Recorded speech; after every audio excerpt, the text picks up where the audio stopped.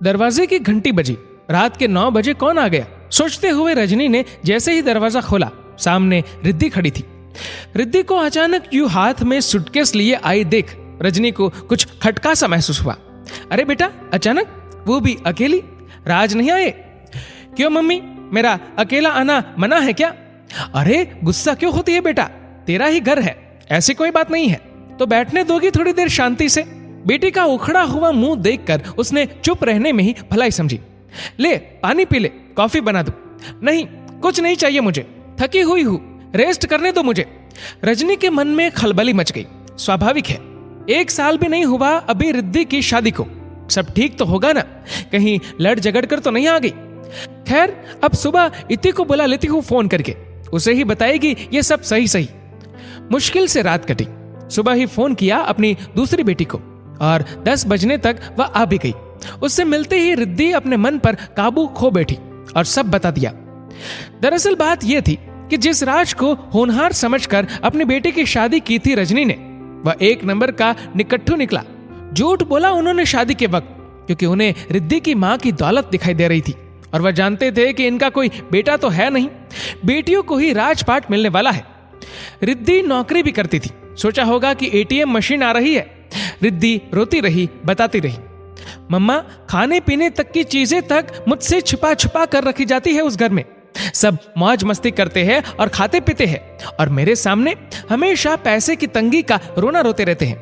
तो बेटा तू रात से मंगा लिया कर, या फिर अपनी सास को ही कह दे कि मुझे फलाना चीज चाहिए। रहने दो मम्मी, अब क्या बताऊं, राज भी अगर मेरा साथ देने वाला होता ना तो मैं किसी तरह तंगी में भी गुजारा कर लेती। अरे तंगी काहे की, उनका तो बिजनेस है अच्छा खासा। कोई बिजनेस नहीं है, सारे दिन सब घर में ही पड़े रहते हैं, मजे करते हैं और मेरे आते ही पैसों का रोना शुरू। मुझे नहीं जाना अब उस घर में वापस। ऐसा मत सोच बेटा, राज को कोई काम शुरू करवा देते हैं, ऐसे तो जिंदगी खराब हो जाएगी तेरी बेटा। बस मुझे पता था आप यही कहेगी, कोई जरूरत नहीं है एक भी पैसा खर्च करने की, वो लोग यही तो चाहते हैं। तो क्या हुआ बेटा, आगे पीछे सब तुम्हारा ही तो है। नहीं मम्मी, रिद्धि ठीक कह रही है, आपको कोई पैसे देने की जरूरत नहीं है, वो लालची लोग हैं, समझ नहीं आ रहा आपको। दी, अगर राज मुझे सपोर्ट करने वाला लड़का होता तो मैं सिर्फ इसलिए उसे छोड़कर कभी नहीं आती कि पैसे की तंगी है। हाँ और क्या, ये सब तो चलता रहता है मम्मी, लेकिन अगर पति स्वाभिमानी न हो, पत्नी से पैसे मांगता रहे और खुद मजे करे, तो यही करना चाहिए जो रिद्धि ने किया। और तो और मम्मा, कल उसने रिद्धि पर हाथ भी उठा दिया। इतना गिरा हुआ निकलेगा राज, ये तो कभी सोचा भी नहीं था। प्यार से रोती हुई रिद्धि को गले लगाते हुए रजनी ने कहा, अब मैं खुद ही नहीं भेजूंगी तुझे वहां, मैं नहीं चाहती कि उनकी हिम्मत बढ़ जाए। हाथ उठाने की बात रजनी को अंदर तक घायल कर गई।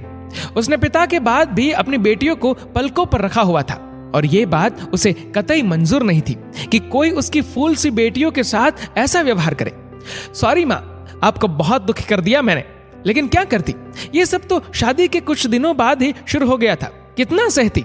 आंसू छुपा रजनी बोली, न मेरा बच्चा रो मत, मैं हूं ना। माँ रात से बात करो, इति बोली। नहीं मम्मा प्लीज, आप ये तो बिल्कुल मत करना, रिद्धि ने कहा। दी प्लीज, मैं वहां जब जाना ही नहीं चाहती तो फिर बात करने की जरूरत क्या है।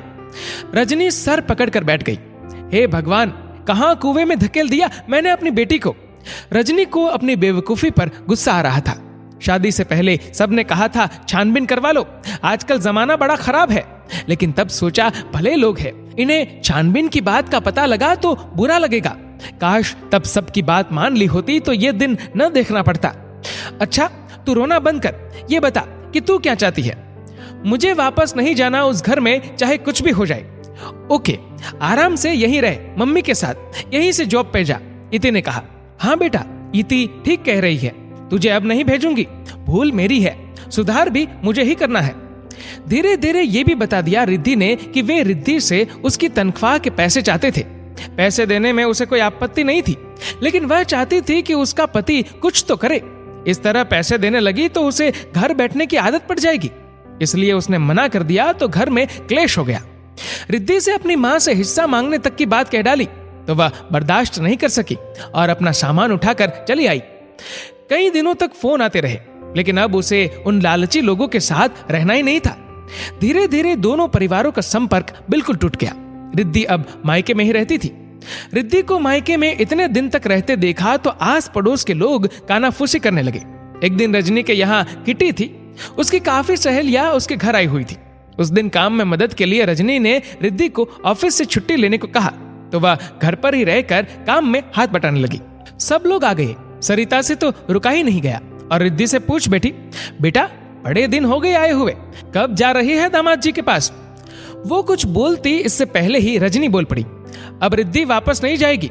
छोड़ आई उन धोखेबाज लोगों को हमेशा के लिए, और कृपा करके आज के बाद कोई इस बारे में बात न करे। मैं ऐसे में पूरी तरह अपनी बेटी के साथ हूँ।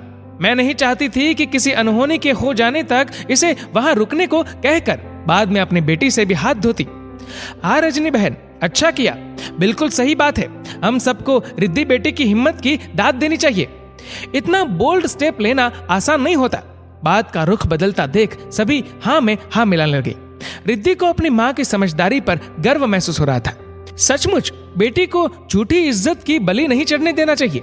अपनी बेटियों को अन्याय न सहने और बेझिझक अन्याय का विरोध करना सिखाना चाहिए।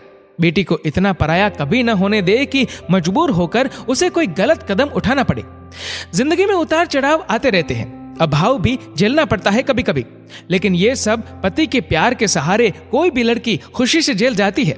लेकिन अगर जिंदगी में प्यार ही न हो और सिर्फ समझौते के सहारे जिंदगी काटनी पड़े तो अलग हो जाना ही सबसे अच्छा है।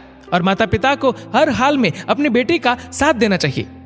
समय पर यदि समझ लिया जाए तो बेटियों को जान से हाथ नहीं धोना पड़ेगा।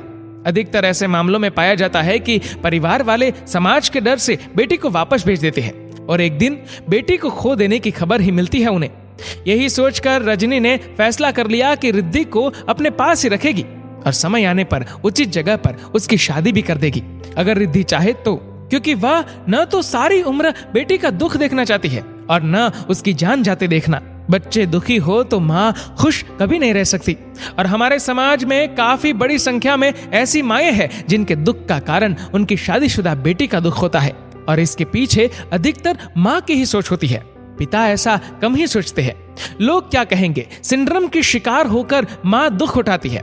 अब सोच बदल लीजिए, क्योंकि लोग कुछ दिन बाद चुप हो ही जाते हैं और फिर लोग तो कुछ न कुछ कहेंगे ही, उनकी आदत है। तो समझदार बनिए, बेटी की सुनिए और उसका साथ दीजिए। हमेशा बेटी से कहिए मैं हूं ना। दोस्तों, आपकी इस वीडियो के बारे में क्या राय है नीचे कमेंट करके जरूर बताइएगा। और अगर आपको वीडियो अच्छा लगा हो तो इस वीडियो को लाइक करेगा, शेयर करेगा ज्यादा से ज्यादा लोगों तक। और ऐसी ही और भी इंस्पिरेशनल वीडियोस के लिए सब्सक्राइब करें हमारे यूट्यूब चैनल को और फेसबुक पर फॉलो करें हमारे पेज को। धन्यवाद।